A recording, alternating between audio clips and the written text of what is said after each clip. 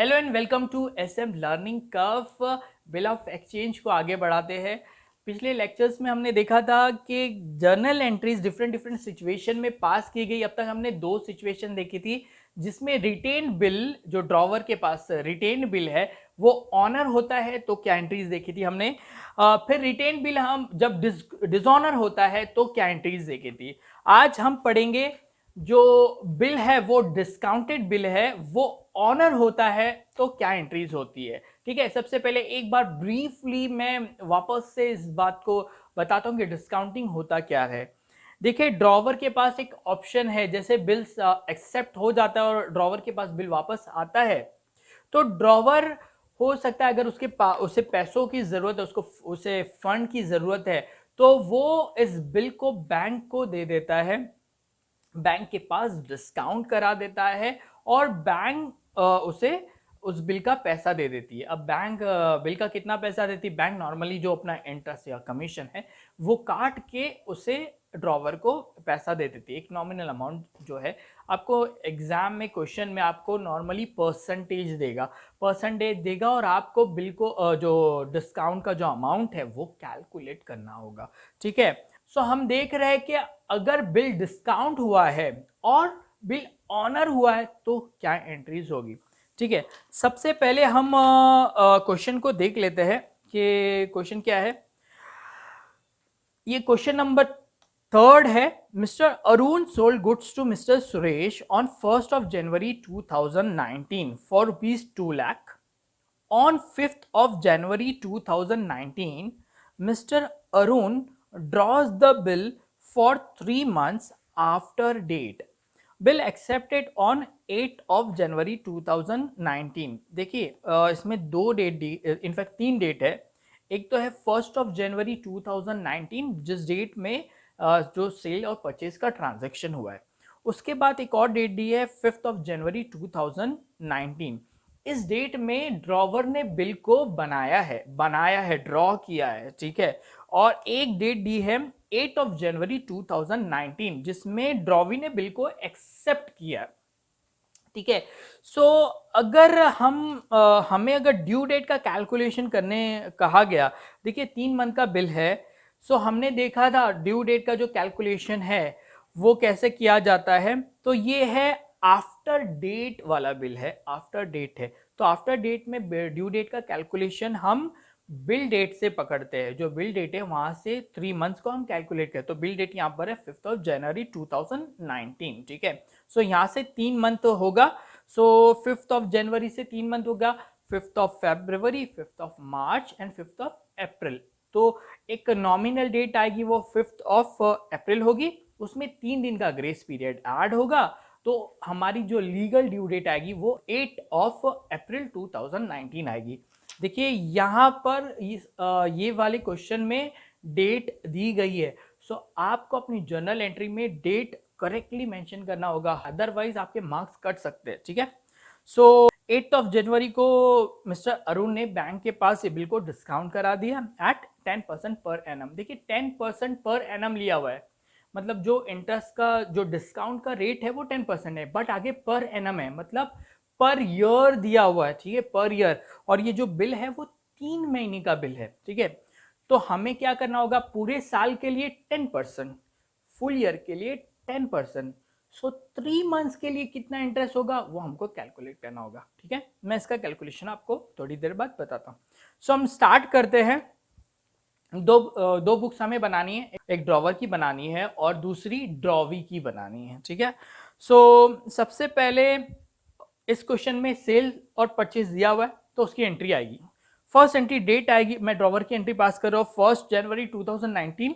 Drawer के लिए एक सेल ट्रांजैक्शन है और ड्रॉवी के लिए एक परचेज ट्रांजैक्शन है।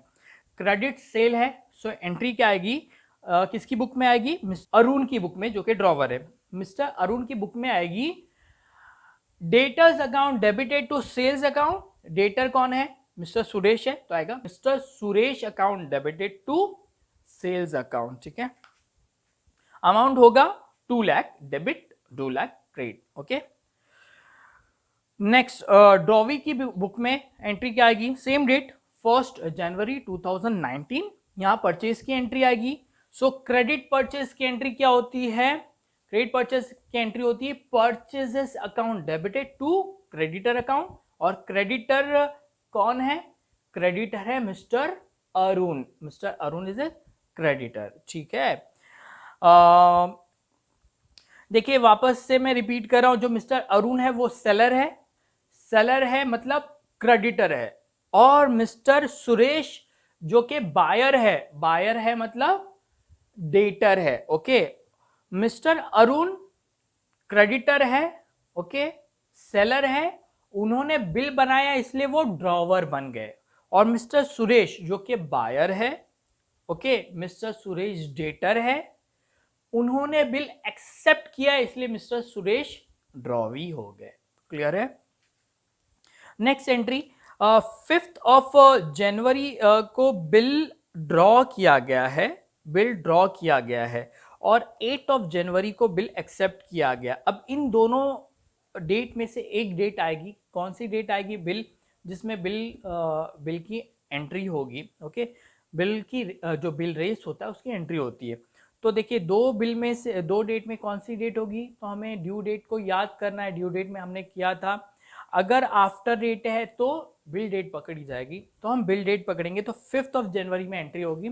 ड्रॉवर की बुक में आएगा bill receivable account debited to mister Suresh account, bill receivable account debited to mister Suresh account. देखिए मैंने पिछले लेक्चर में भी बताया था कि बिल जैसे बनता है, बिल बन जाता है तो ड्रॉवर के लिए वो बिल रिसीवेबल हो जाता है और ड्रॉवी के लिए वो बिल पेबल होता है। और बिल रिसीवेबल जिसके हाथ में जाता है, जिसके हाथ में जाता है वो डेबिट मारता है बिल रिसीवेबल को।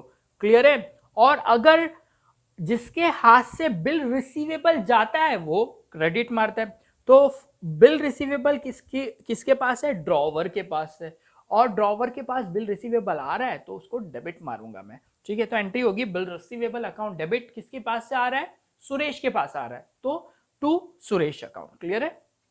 अमाउंट आएगा 2 लाख डेबिट, 2 लाख क्रेडिट। अब ड्रॉवी की बुक में क्या एंट्री होगी? ड्रॉवी के लिए बिल्स पेबल है, ओके। देखिए बिल्स पेबल है मतलब लायबिलिटी है, तो लायबिलिटी तो क्रेडिट में होगी, ओके। तो टू बिल्स पेबल करूंगा मैं, क्रेडिट तो डेबिट किसको दूंगा? डेबिट किसको दूंगा? आप किसको दे रहे हो? आपको पेमेंट किसको करना है? ड्रॉवर को करना है। ड्रॉवर कौन है? अरुण। तो mister Arun account debited to bills payable account, amount होगा 2 लाख, 2 लाख, ठीक है। ये दो एंट्री तो मैंने आपको बताया था कि कॉमन एंट्री है, ठीक है। मतलब जो नॉर्मल ट्रांजैक्शन होता है ना, तो उसमें ये एंट्री रिपीटेडली यही एंट्री आएगी, ओके। इसके बाद से एंट्रीज अलग होना शुरू हो जाती है। मतलब ड्रॉवर अगर रिटेन करता है और ड्यू ऑनर होता है तो एक अलग एंट्री है। ड्रॉवर इस बिल को इंडोर्स करेगा तो अलग एंट्री है। ड्रॉवर इस बिल को डिस्काउंट कराएगा तो अलग एंट्री है, ठीक है। सो फिलहाल इस क्वेश्चन में दिया गया है कि बिल डिस्काउंट हो रहा है, ठीक है। डिस्काउंट हो रहा है तो क्या एंट्री आएगी? देखिए बहुत इंपॉर्टेंट एंट्री है, पहली बार ये डिस्काउंटिंग की एंट्री में कर रहा हूं, सो बहुत अच्छे से हमको समझना है। डिस्काउंटिंग कौन कर रहा है? ड्रॉवर कर रहा है। किसके पास कर रहा है? बैंक के पास कर रहा है। अब ड्रॉवर के हाथ से बिल जा रहा है, ड्रॉवर के हाथ से बिल रिसीवेबल जा रहा है, ठीक है। सो मैंने बताया था जब भी बिल रिसीवेबल जाएगा तो बिल रिसीवेबल क्रेडिट हो जाएगा, ठीक है। सो ड्रॉवर बिल रिसीवेबल को क्रेडिट करेगा, टू बिल्स रिसीवेबल। डेबिट किसको करेगा? डेबिट किसको करेगा? ड्रॉवर के पास पेमेंट आ रहा है, कैश आ रहा है ना, किसके पास आ रहा है? बैंक के पास है, तो बैंक नॉर्मली क्या करेगा? उसके अकाउंट में ट्रांसफर कर देगा। सो क्या होगा? Bank account debited to bills receivable, ठीक है। बट चूंकि बिल अमाउंट 2 लाख है, लेकिन बैंक ड्रॉवर को पूरा 2 लाख नहीं देगा। बैंक उसमें से कुछ डिस्काउंट को काटेगा और बाकी का पैसा ड्रॉवर को पे करेगा, ठीक है। मतलब बिल तो जा रहा है 2 लाख का, ठीक है, लेकिन पेमेंट जो आ रहा है, पैसा जो आ रहा है वो 2 लाख नहीं आ रहा है, 2 लाख से कम आ रहा है। सो बैंक अकाउंट जो डेबिट होगा ना, वो अमाउंट आएगा जो एक्चुअली ड्रॉवर को मिल रहा है, लेकिन जो बिल रिसीवेबल है ना वो 2 लाख का ही होगा।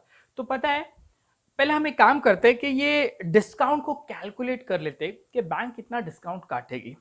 सो क्वेश्चन में दिया गया है कि 10% पर एनम, ठीक है, 3 महीनों का बिल है। सो कैसे कैलकुलेट किया जाता है डिस्काउंट, उसका फॉर्मूला आप देख लिए। डिस्काउंट को कैलकुलेट करने के लिए फॉर्मूला है discount equal to bill amount ले लीजिए इनटू जो रेट दिया हुआ है 10, 10/100, एक्चुअली परसेंटेज में इसलिए 10/100 कर देंगे। सो 2 लाख इंटू 10/100 इंटू आपका जो क्रेडिट पीरियड दिया है ना वो आपको लिखना है। जैसे इसमें यहाँ पर 3 महीने का लिखा हुआ है, सो 3 महीना डिवाइडेड बाय 12 मंथ, ठीक है। क्यों 12 मंथ? अरे आपका जो रेट दिया है ना 10%, वो 12 मंथ के लिए है, पर एनम लिया हुआ है ना, पर एनम मतलब पर ईयर, 10% 12 मंथ के लिए। तो आपको पता करना है कि 3 मंथ्स के लिए कितना रेट आएगा, इसीलिए आपको 3/12 करना होगा। अगर इस क्वेश्चन में आपको नंबर ऑफ डेज में दिया होता क्रेडिट पीरियड, तो आपका फॉर्मूला कैसे बनता?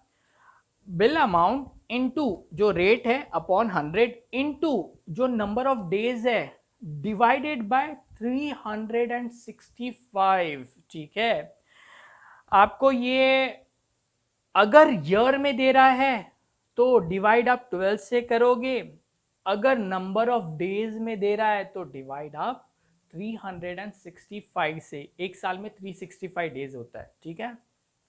सो हम लोग हमारा जो ये क्वेश्चन है उसमें डिस्काउंट कैसे कैलकुलेट होगा वो देखिए।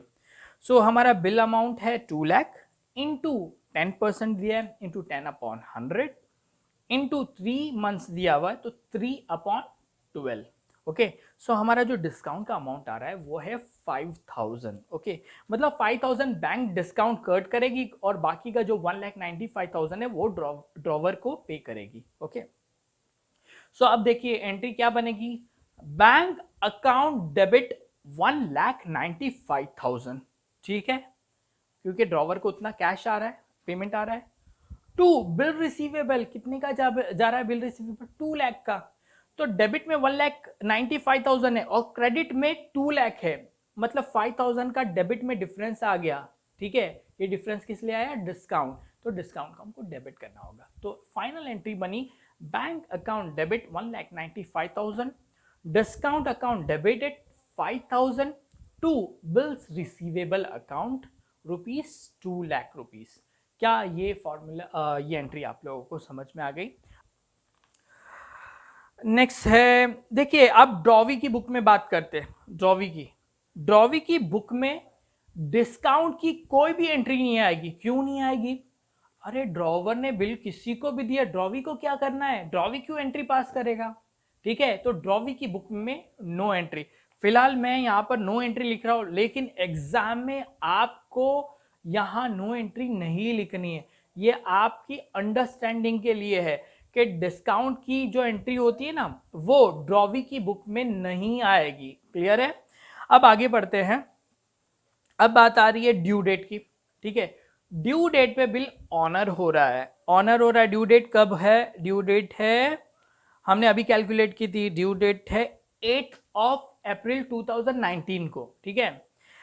ड्यू डेट पे बैंक ड्रॉवी के पास जाएगी और बिल को प्रेजेंट करेगी और पेमेंट ले लेगी। बिल ऑनर हो रहा है तो ड्रॉवी बैंक को पेमेंट कर देगा, ठीक है।